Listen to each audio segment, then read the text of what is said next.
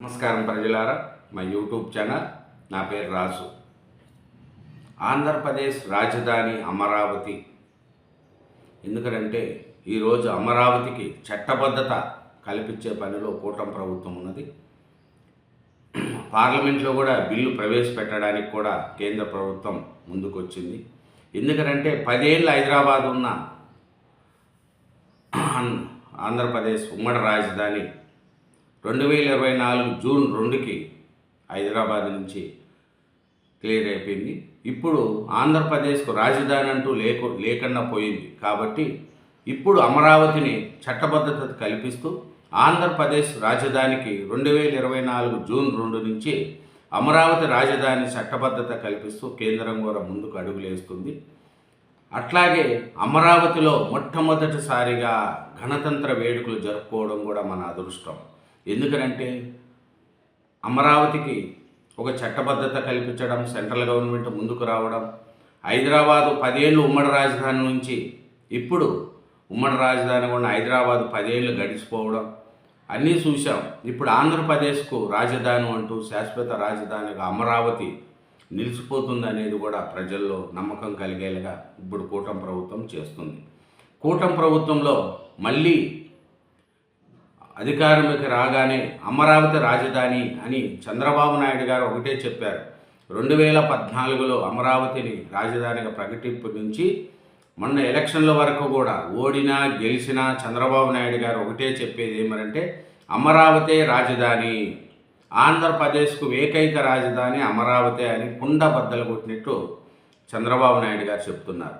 జగన్మోహన్ రెడ్డి గారు 3 రాజధానులు అని ఆయన కుండ బద్దలు కొట్టి చెప్పారు. కానీ ప్రజల్లో విశ్వాసం అనేది రాలేదు. జగన్మోహన్ రెడ్డి గారి మాటకు విలువలేదు. అతను చెప్పే మాటలకు చేసే పాలనకు సంబంధం లేదని ప్రజలు కూడా అతన్ని తిరస్కరించారు. చంద్రబాబు నాయుడు గారిని మళ్ళీ సీఎంగా పంపించి ప్రజలు చంద్రబాబు నాయుడు గారి మీద విశ్వాసం కలిగించారు. ఏమరంటే ప్రజల్లో ఒక నమ్మకం లేదు. ఏంది రాజధాని ఏంది, ఒకరు వస్తే ఇంకొకరు అంటారు, ఇంకొకటి వస్తే ఇంకొకటి అంటారని విధమందులకు ఇప్పుడు సెంట్రల్ గవర్నమెంట్ కావచ్చు, ఇక్కడ కూటమి ప్రభుత్వం కావచ్చు, అమరావతికి శాశ్వత రాజధానిగా పార్లమెంటులో బిల్లు పెట్టడం, ఇది ఆంధ్రప్రదేశ్ ఏకైక రాజధాని అమరావతి అనేది కూడా చట్టబద్ధత తీసుకొస్తున్నారు. ఇప్పుడు అమరావతి మీద ప్రజల్లో విశ్వాసం కలిగింది. ఎందుకంటే కొన్నేళ్ళు రాష్ట్రానికి దిశ లేదు. రాజధాని పనులు మనం చూసాం. రాజధాని పనులు నిలిచిపోవడం, అక్కడ రైతులను ఎలా ఇబ్బంది పెట్టడం వైసీపీ ప్రభుత్వంలో జగన్మోహన్ రెడ్డి గారు అనేది ఇప్పటికీ ఒక మర్చిపోం. అదొక సినిమా చరిత్ర. రాజధాని అమరావతి రాజధాని అంటే చరిత్రంగా నిలిచిపోతుంది. రాజధాని కోసం భూములు ఇచ్చిన రైతులను జగన్మోహన్ రెడ్డి గారు సీఎంగా ఉన్నప్పుడు వాళ్ళని ఎంత ఏడిపించారు ఏమనేది కూడా ఒక చరిత్ర. అట్లాగే చంద్రబాబు నాయుడు గారు రాజధాని కోసం ఎంత కష్టపడుతున్నారు. రాజధాని అమరావతి శాశ్వత రాజధాని, ఆంధ్రప్రదేశ్కు అమరావతి రాజధాని అని చంద్రబాబు నాయుడు గారు ఎలా కష్టపడుతున్నారనేది కూడా అది ఒక చరిత్రగా మనం పుస్తకాల్లో చదువుకునే రోజులు వస్తాయి. మొదటిసారిగా అమరావతిలో గణతంత్రం రాష్ట్ర రాజధానిలో తొలిసారి వేడుకలు చేశారు. పోటెత్తిన ప్రజలు, రైతులు, విద్యార్థులు. ఎందుకంటే అమరావతిలో మొదటిసారిగా ఈ గణతంత్ర వేడుకలు జరుపుకోవడం చాలా సంతోషం. ఎందుకంటే మన రాజధాని, మన ఆంధ్రప్రదేశ్ అనుకునే ప్రజలకు ఇది ఒక ఆనందం.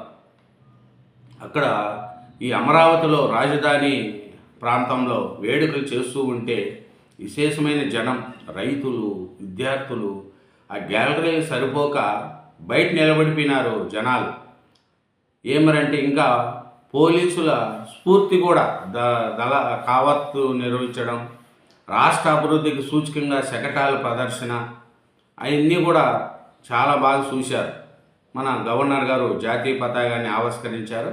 దీనికి చంద్రబాబు నాయుడు గారు, పవన్ కళ్యాణ్ గారు, లోకేష్ గారు కుటుంబ సభ్యులతో కూడా హాజరయ్యారు.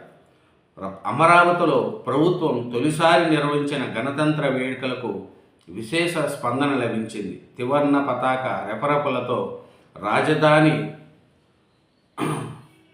రాష్ట్ర రాజధాని చట్టబద్ధత సాధనకు ప్రభుత్వం సంకల్పించిన వేళ ఈ ప్రయత్నాలను స్వాగతిస్తూ పెద్ద ఎత్తున రైతులు, విద్యార్థులు, ప్రజలు ఈ వేడుకల్లో భాగమయ్యారు. కవాతలు స్ఫూర్తిని నింపితే శకటాలు కనువిందు చేశాయి. ఎందుకంటే మన రాజధానిలో తొలిసారి ఈ గణతంత్ర వేడుకలు జరగడం కూడా చాలా సంతోషం. ఎందుకంటే అక్కడ చూస్తే కిటకిటలాడిపోయింది. ఎక్కడ జనం కానీ ఆ వేడుకల్లో కానీ చాలామంది పాల్గొన్నారు. రాష్ట్ర రాజధాని అమరావతి తొలిసారిగా గణతంత్ర దినోత్సవ వేడుకలకు వేదిక అయింది.